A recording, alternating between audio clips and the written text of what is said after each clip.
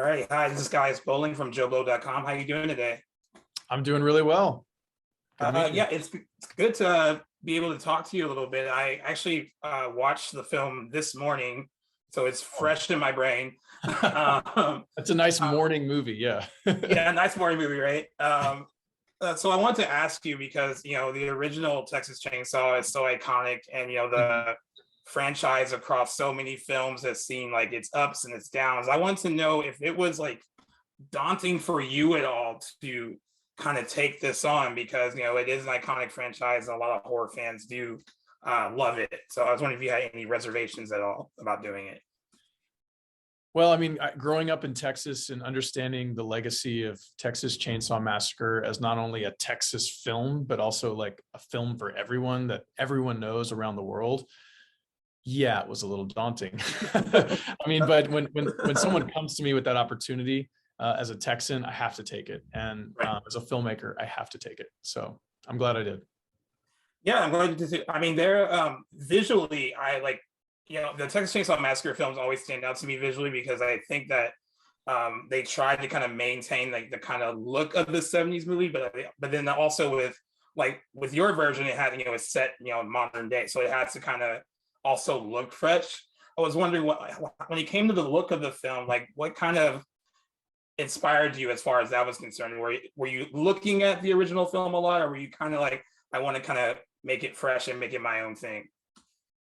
It was a little bit of both. I watched the first thing I did is I watched the original film, and that was the last film I watched before I made this movie, and I didn't watch anything else. I just wanted it to be fresh in my head. And something I noticed about the original film is it's very colorful. There's a lot of color, a lot of blues, really, reds pop. It's actually not like desaturated, kind of like the 2003 Texas Chainsaw Massacre. We all think of that look, which is kind of desaturated brown and green. It's really not like that. And the first one was shot on 16 millimeter, and there's no way I was going to replicate that look on this film. So I did want to update it for modern audiences, but I wanted to keep the spirit of like the handheld cameras and, the grittiness. And, I told my cinematographer, like, we had a plan that we didn't want it to look too slick. We wanted the lighting to, let's dumb it down a little bit. Let's use hard light. And let's not make everyone look super pretty all the time. So that was kind of like how we approached the film. Okay. Yeah. What I love, I mean, there are a lot of moments of like insane moments of like gore and violence, and every time I think that I've like seen it all in a horror movie, there's always something that ends up surprising me. The bus sequence towards the end of the movie, I was like, the whole time I was watching it, I was like, this had to be like organized chaos or something, but it worked in a purely like visceral way. Like I was like completely glued to my TV watching it, and I was wondering what was it like setting up that sequence in particular, because that was like my favorite of the film, actually. Yeah, when I read the bus massacre sequence in the script, I was like, okay, this is obviously the scene. This is like the the new iconic thing, and everything's building to this moment. So it was a lot of fun to film. It was one of the first scenes I started storyboarding when I came onto the project, and I'd work on it every weekend, just kind of building out a plan, some storyboards. So there was a plan, but there was also sort of organized chaos in the way I filmed it too.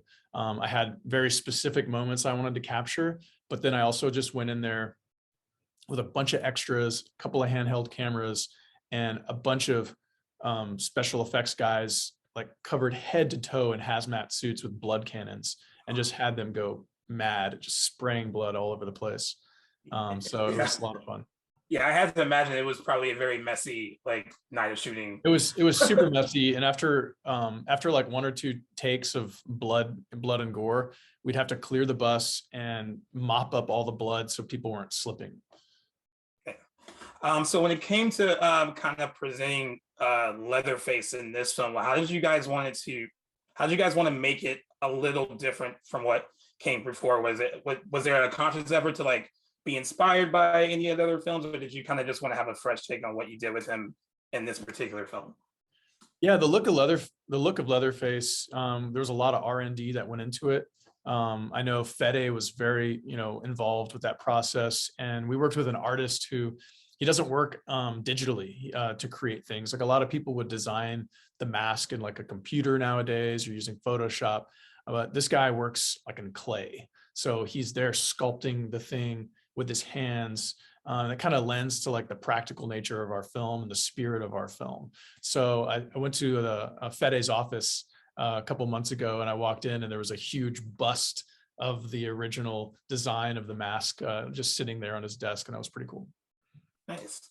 As far as the cast is concerned, I always hear like with horror movies, even though they seem relentless and it seems like there are a lot of like hard work and stuff, I always hear that they're a lot of fun to do, and a lot of the cast members always talk about how fun they are to be a part of. What was it like kind of getting this cast together for this, and were they all completely game to just kind of just go all in and do what you needed them to do to really sell all this stuff? Yeah, I mean, I think when the cast reads a script like this, they know what they're getting into. We're throwing everything at them. We're rain, cold rain. We're raining blood on them. We're dumping shit on them, literally, in this movie. I don't know if you remember that scene. So yeah, for sure. Yeah, it's we're throwing, and they were game for anything. So and something I like to do, at least now, because this is only my second movie, but my background is cinematography. So I like to operate the camera, and I like to be right next to the actor. So I was getting in there on the bus, getting soaked in blood. I was, hiding in the crawl space with Sarah Yarkin when we were filming that sequence, so, getting in there and being close with the actor was really important for me. Thanks.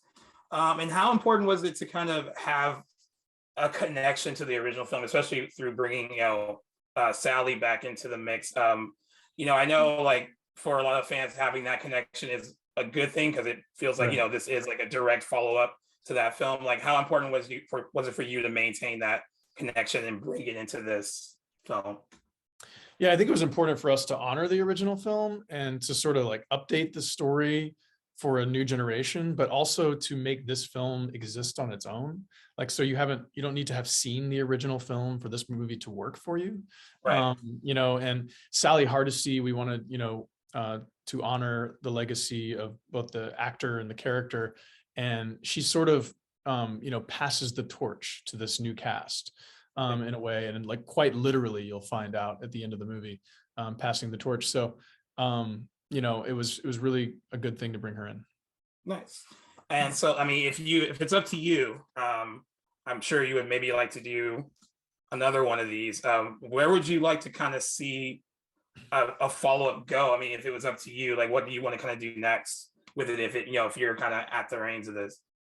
Yeah, I mean, I've definitely daydreamed and cooked up some ideas and chatted with some people, and there's definitely some really fun directions that this film could go, but we'll just have to wait and see.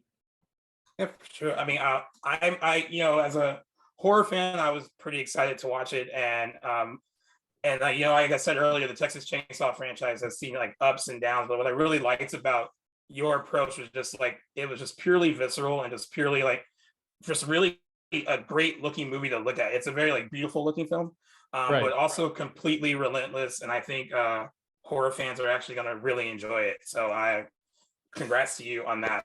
Oh, thank you I'm glad you liked it, man. No problem. They're wrapping me up here, but I want to say again, congrats on the movie, and I really enjoy it, and I can't wait for everyone to get to see it next week. All right, thanks.